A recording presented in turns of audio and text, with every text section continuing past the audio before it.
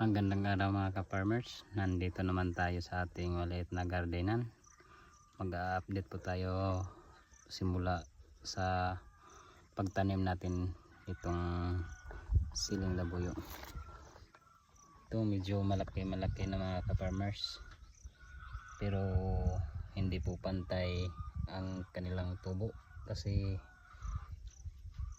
ang nilagay natin pag simula sa pagtanim ay organic lamang pero hindi masyado maganda.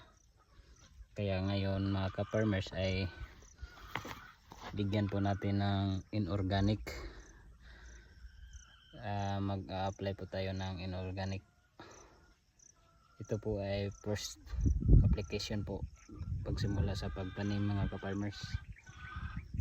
Ipakita ko sa inyo kung paano ko mag-aabono. Yan ang mga tanim ko nga sili mga ka-farmers. Nabubuhay na pero kulang sa sustansya. Kaya ngayon andito tayo sa ating maliit na gardenan kasi mag first application tayo ng abono. Kasi kapag hindi tayo mabigyan ay hindi magandang tubo mga ka-farmers. Kaya yan hindi pantay lang tubo ka-farmers. Kasi nilagay natin yung bago taniman ay organic lang, dumi ng baka at saka kalabaw at may halong ipot na manok. Yung mga farmers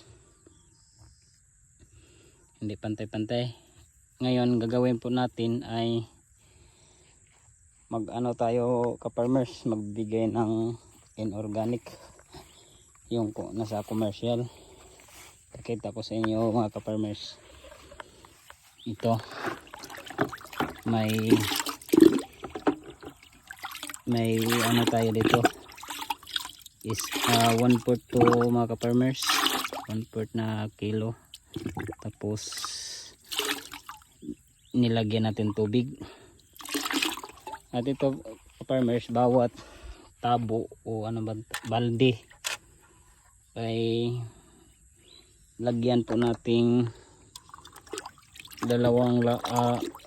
isa kalahati siguro, tama na yun, isa kalahati.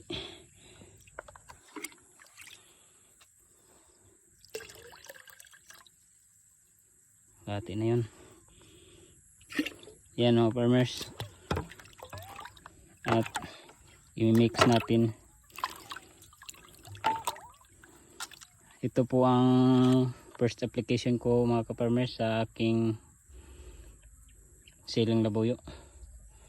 Kaya simulan na tayo magbibigay ng pangpataba mga ka-farmers. Magsimula na tayo mga ka-farmers.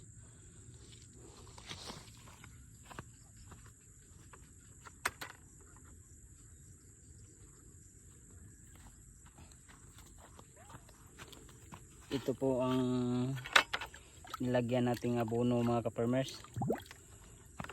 Ididilig natin sa bawat puno ng sili. Bawat puno mga ka-farmers ay isang lata lang. Ganyan kami magbibigay dito sa probinsya. Yung kadalasan namin ginagawa mga ka-farmers.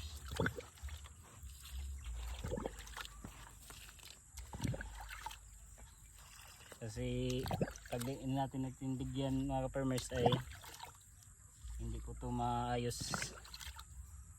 pag malaki. Hindi pantay yung tubo niya. Kaya tapusin ko muna mga farmers. Pakita lang ko yan sumaya pagkatapos ko yung magdidilig. Tapos na natin to nabigyan mga farmers hanggang doon. Andon mga farmers ay bago pa lang yun tinanim. Kaya hindi po natin nabigyan farmers kasi huli po ito tinanim natin. Kahapon pa natin tinanim, kaya hindi po natin pwede bigyan po ng abono. Farmers, magandang tubo.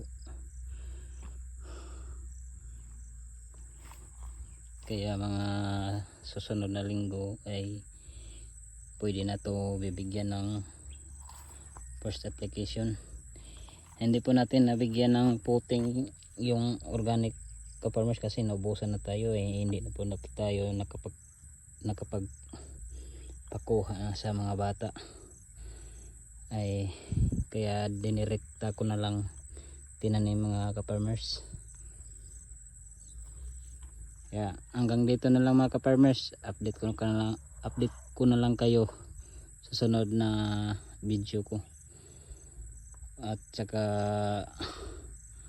yung nagmatagal ng nagagarden ay paki-comment na lang po sa aking maliit na YouTube, sa aking YouTube channel mga ka-farmers. Sana matulungan niyo ako kung anong dapat gawin ko dito. Hanggang dito na lang ka-farmers, see you, update ko na lang kayo. Don't forget, please like and subscribe my YouTube channel, RMA Ka-Farmers.